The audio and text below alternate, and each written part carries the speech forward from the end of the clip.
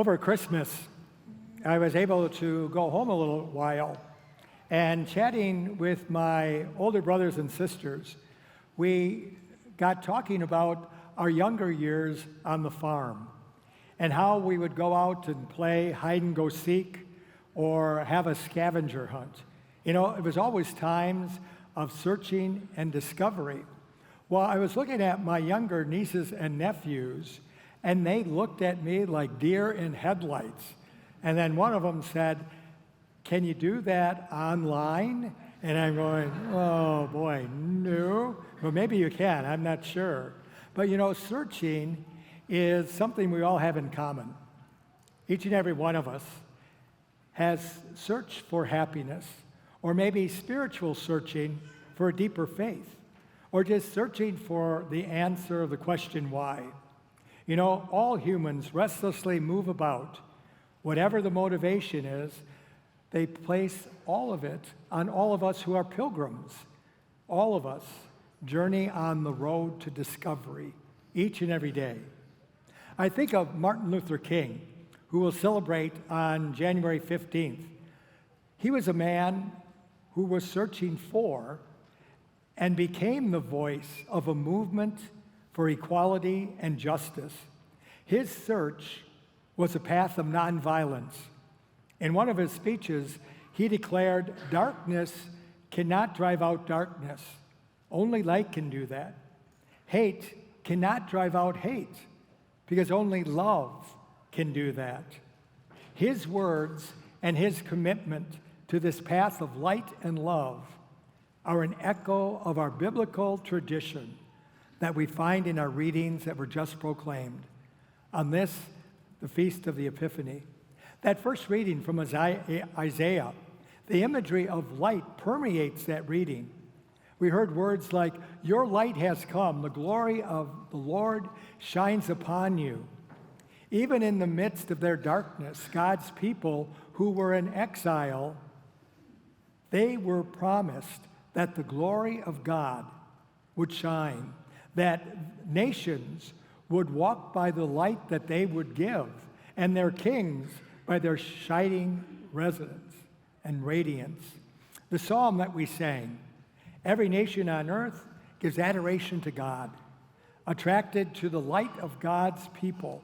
It's a light that is seen in justice and the care for the poor. So what's the message that we celebrate today on Epiphany? It is that God's love and light is now revealed to all people. You know, when the Magi arrived from the foreign lands bearing gifts to the newborn Christ child, they moved into discovery. They followed that star with eyes of faith. They gazed upon the child in the manger, and they were filled with hope, what this child would become. With eyes of faith, they saw the potential of God's love raised up in the King of the world. And they also saw possibilities of salvation coming to humanity by God's love and light made manifest. How often do we do that? That's our call as well, to manifest the light and the love that God has given us, especially in the world in which we live. You know, however, in that story, we meet King Herod. He was the guy who was trying to snuff out that light because he feared the loss of his power. He tried to hang on to a very small kingdom that he thought he was in control of, but he never was. His darkness revealed the desperate measures he was prepared to take just to hang on to power, to his kingship. But the manifestation of darkness found in King Herod, which is real and real today as well, will prove powerless against the manifestation of God and the light of the Christ child, who is the true light of the world. You know, the wondrous truth that we celebrate on this Feast of Epiphany is that, unlike the Magi who searched for the Christ child, we celebrate and we discover the wonders of Christ who comes to us. Fulton Sheen commented, I think, so beautifully and magnificently about the Magi. He wrote, "Of course the Magi returned to their home by another way, for no one comes to Christ and goes back the same way he came." You know, how powerful. So I ask that you reflect on two things. Always have the desire to discover and be discovered, because the path of God and holiness can be found in the most unlikely places. That divine presence was found in a small stable in Bethlehem. That divine presence is found in the messiness of our everyday life. It is found at the kitchen table in every act of kindness.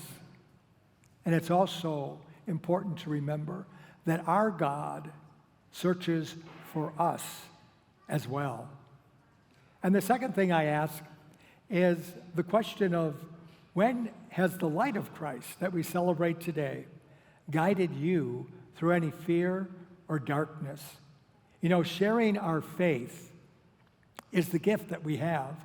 We don't have gold, frankincense, or myrrh, but we do have our faith.